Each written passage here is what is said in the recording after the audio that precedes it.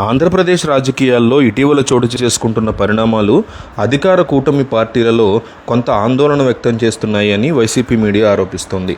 ప్రభుత్వం ఏర్పడిన కొన్నాళ్లకే క్షేత్రస్థాయిలో ప్రజల నుంచి తీవ్ర వ్యతిరేకము వ్యక్తమవుతోంది అనేటువంటి టాక్ వైసీపీ మీడియాలో బలంగా వినిపిస్తోంది.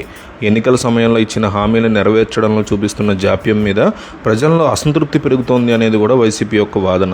ప్రతిపక్ష పార్టీ అయిన వైసీపీ పార్టీ తీవ్రస్థాయిలో అటాకింగ్ మోడ్లో ముందుకు దూసుకెళ్తుంటే అధికారంలో ఉన్న కూటమి నేతలు మాత్రం కౌంటర్లు ఇవ్వలేక డిఫెన్స్ మోడ్లోకి వెళ్ళిపోతున్నారనే టాక్ నడుస్తోంది.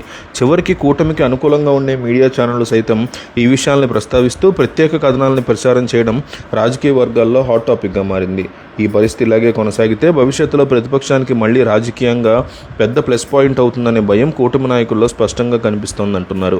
భాగస్వామ్య పక్షాల అంతర్గత సమావేశాల్లో కూడా కొందరు నేతలు ఈ క్షేత్రస్థాయి వాస్తవాల్ని ఓపెన్గా ఒప్పుకుంటునే పరిస్థితి ఉందని వైసీపీ మీడియాలో పుకార్లు అయితే నడుస్తున్నాయి.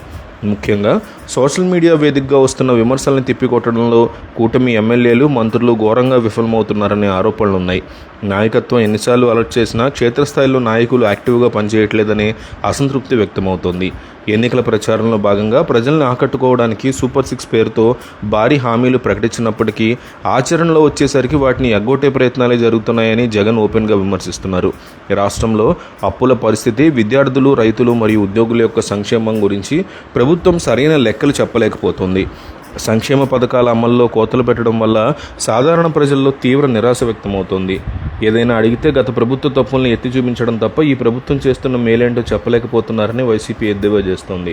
మరోవైపు ప్రభుత్వానికి అండగా ఉండే మీడియా సంస్థలు కూడా ఎక్కడైనా అంతర్గత డీలింగ్స్లో తేడాలు వచ్చినప్పుడు మాత్రమే ఇలాంటి విమర్శనాత్మక కథనాలను చూపిస్తాయని, ఆ తర్వాత అంతా సెట్ అయిపోయి మళ్లీ భజన చేయడం మొదలు పెడతాయనే అభిప్రాయాలు వ్యక్తమవుతున్నాయి. కేవలం అమరావతిని మాత్రమే అభివృద్ధిగా చూపిస్తూ మిగిలిన ప్రాంతాలని, సమస్యల్ని గాలికి వదిలేశారనేటువంటి వాదన బలంగా వినిపిస్తోంది. రాష్ట్రంలో శాంతి భద్రతల పరిస్థితి కూడా దారుణంగా పడిపోయిందనే ఆరోపణలు వస్తున్నాయి. కూటమికి చెందినటువంటి కొందరు ప్రజాప్రతినిధులు, నాయకులు రౌడీయిజం, అరాచకాలకు పాల్పడుతున్నా పోలీసులు పట్టించుకోవట్లేదనే విమర్శలున్నాయి. నడి రోడ్డు మీద మహిళల పట్ల అసభ్యంగా ప్రవర్తించడం, పెళ్లిళ్ల పేరిట మోసాలు చేయడం, హోటల్ రూమ్ సంస్కృతి వంటి పనులకు సంబంధించిన వీడియోలు బయటికి రావడం ప్రజల్లో అసహ్యాన్ని కలిగిస్తుంది. ఇలాంటి వివాదాస్పద నాయకులే మళ్లీ టీవీ డిబేట్ల ముందు వచ్చి నీతులు చెప్తుంటే జనాలు తట్టుకోలేకపోతున్నారు అంటోంది వైసీపీ. విద్యార్థులకి ఫీజు రీఎంబర్స్మెంట్ అందకపోవడం వల్ల వారి సర్టిఫికెట్లు కాలేజీలోనే ఆగిపోతున్నాయి. రైతులు తమ పంటలకి మద్దతు ధర లేక ఇబ్బందులు పడుతున్నారు. ఏ ఒక్క వర్గం కూడా ఈ పాలన పట్ల సంతృప్తిగా లేదు. తమ వైఫల్యాన్ని కప్పిపుంచుకోవడానికి ప్రయత్నిస్తున్నటువంటి ప్రతిపక్ష నాయకుల మీద తప్పుడు కేసులు పెట్టడం, అక్రమంగా అరెస్టులు చేయడం, వ్యక్తిత్వ హననానికి పాల్పడడం వంటి పనులు చేస్తున్నారనేది ప్రధాన ఆరోపణ.